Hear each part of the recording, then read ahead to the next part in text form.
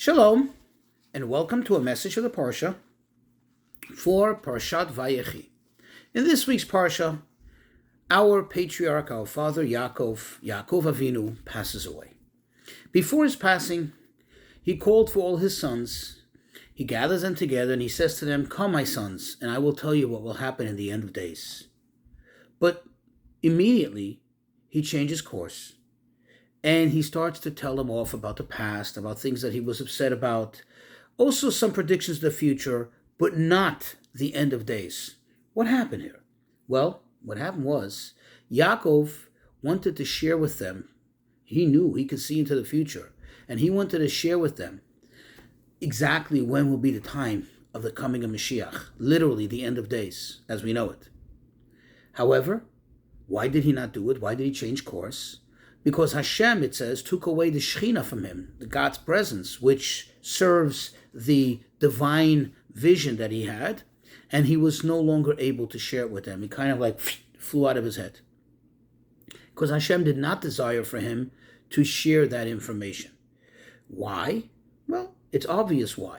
Because imagine, he would have told him then, you're talking over almost 3,000 years ago. About 3,000 years ago. Imagine he told him then what we know now, that Mashiach will not come for thousands of years. They'd have lost hope. They would have fallen into despair. Imagine, they would have said it's never going to happen, or it's going to happen so far out, so long, such a distant time from now, that why even try, why even make the effort? And that's why Hashem did not allow it to happen. But the real question is, what was Yaakov thinking? Obviously, Yaakov was a smart man. He was a divine man. His thinking was in sync and in line with, Hashem's way of thinking, Hashem's desires. So why did he even desire it? What was he thinking? The Rebbe explains that, of course, Yaakov's intention wasn't, God forbid, to discourage them. Yaakov's intention would never be to bring upon them despair. On the contrary, Yaakov wanted to share with them when is the actual and ultimate end of days, end of times. However, at the same time, he was going to encourage them and explain to them, listen here, my sons, pass this on to your children.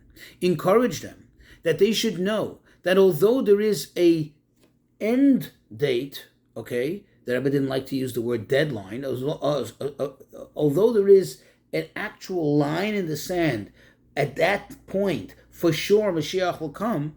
However, we have the ability. And since we have the ability, we have the responsibility, we have the obligation, the privilege to hasten it, to bring it closer.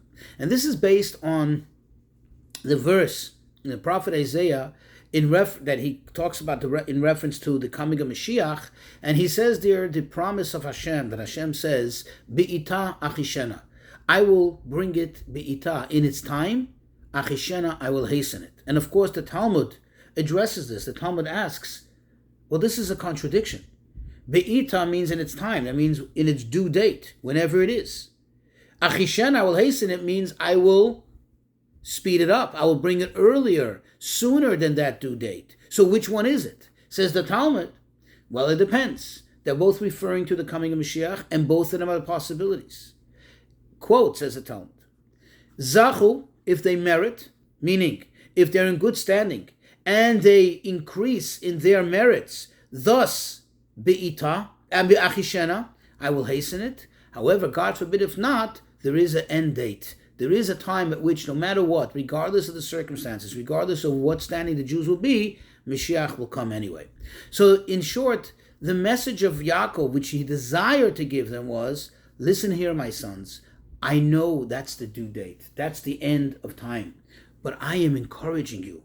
I am prompting you, prodding you to please do whatever you can and teach your children the way of the time, because we can certainly bring it much earlier than that due date. However, Hashem did not want this to happen, because still the knowledge of it being so far out would have overwhelmed the secondary knowledge, the secondary awareness of the fact that we could hasten it. And therefore Hashem overrode Yaakov's desire. When it comes to knowledge of the future, sometimes it's good to know what's going to happen in the future, And sometimes we're better off not knowing, just going about doing what we have to do.